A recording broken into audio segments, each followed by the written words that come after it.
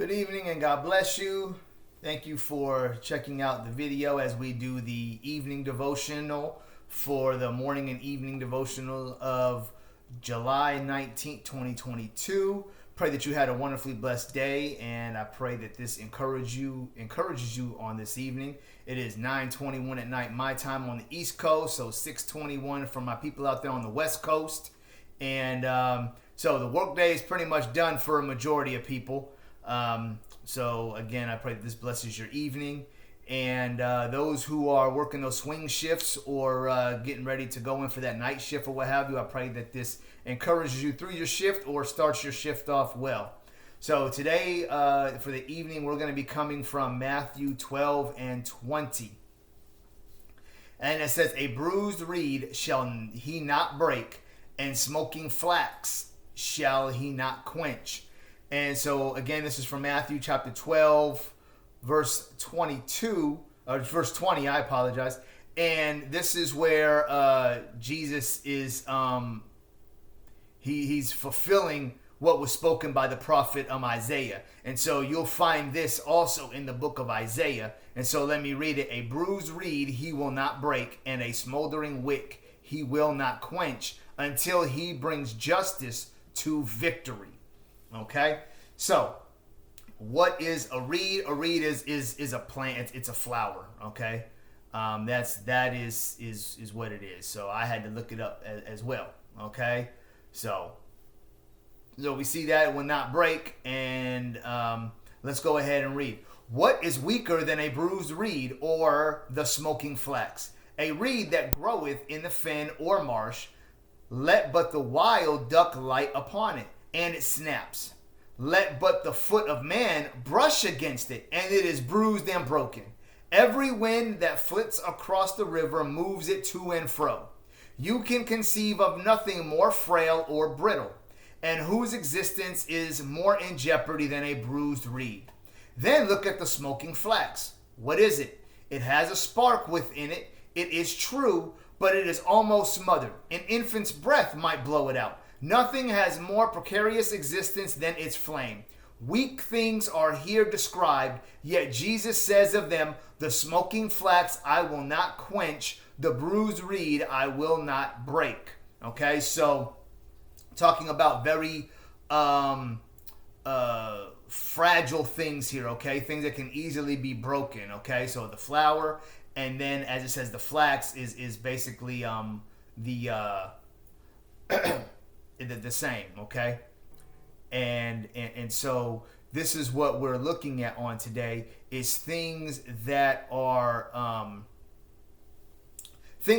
very fragile, okay? Here, as we read in the ESV, it says a smoldering wick. So, the wick for the candle, okay? So we're talking about fragile things. Weak things. Let's move forward, okay? Excuse me. And here we go. Blow it out. Nothing more characteristics. "The smoking flax I will not quench, the bruised reed I will not break." Some of God's children are made strong to do mighty works for him. Okay? God has his Samsons. We know this, the story of Samson. He had great strength. For those of you who don't know, I would encourage you to read up on Samson in the Old Testament. "Here and there, who can pull up Gaza's gates and carry them to the top of the hill. He has a few mighties who are lion-like men, but the majority of his people are timid, trembling race. They are like starlings, frightened at every passing passerby, a little fearful flock. If temptation comes, they are taken like birds in a snare. If trial threatens, they are ready to faint. Their frail skiff is tossed up and down by every wave. They are drifted along like a seabird on the crest of the billows. Weak things, without strength, without wisdom, without foresight." That's a majority of us, okay? "Yet weak as they are, and because they are so weak, they have this promise made specially to them," okay? Specifically for them. "Herein is grace and graciousness. Herein is love and loving kindness. How it opens to us the compassion of Jesus, so gentle, tender, considerate. We need never shrink back from his touch. We never need never fear a harsh word from him. Though he might well chide us for our weakness, he rebuketh us not.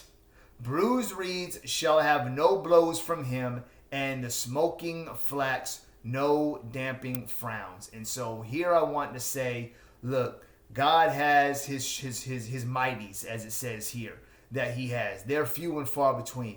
A majority of us are not like that. Okay, weak things without strength, without wisdom, without foresight. Okay, and this comes by being spiritually weak. It also comes from being physically weak, not mentally strong. Okay, and the thing about it is he can do great and marvelous and miraculous things through us. Okay, let's think of the story of David and Goliath as it is now. I am not going to say we are David, because we are absolutely not David. I'm not going to say Goliath is your issues or your problems, because that is not true. That is a story. David is David. Goliath is Goliath. Okay. Having said that, God used David to do miraculous things.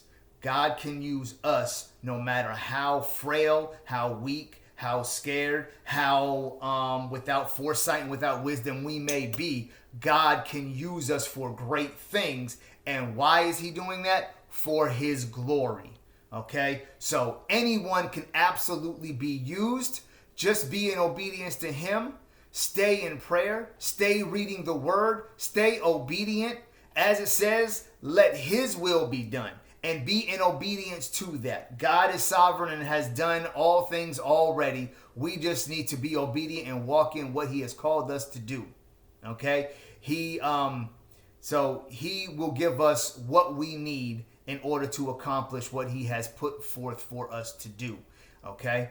So, with that being said, fret not, fear not, that you may not be prepared for something, that you may not be physically, emotionally, mentally strong for something. Rely on God. Rely on God. He will bring you through, and he can do miraculous and just amazing things through those that people would never see coming. All right? So, I apologize for a little bit of the tongue-tiedness as I was reading this, but when you read the old school English and stuff like that, it can be a little hard to read sometimes, and we can thank Charles Haddon Spurgeon for that. But powerful nonetheless. So I pray that you had a wonderfully blessed day, that you have a wonderfully blessed rest of your evening. Lord willing, we will be back here tomorrow for another 2 videos of the morning and the evening devotional from the book Morning and Evening, written again by Charles Haddon Spurgeon and revised by Alistair Begg. You can get that on Amazon. The link will be in the description. God bless.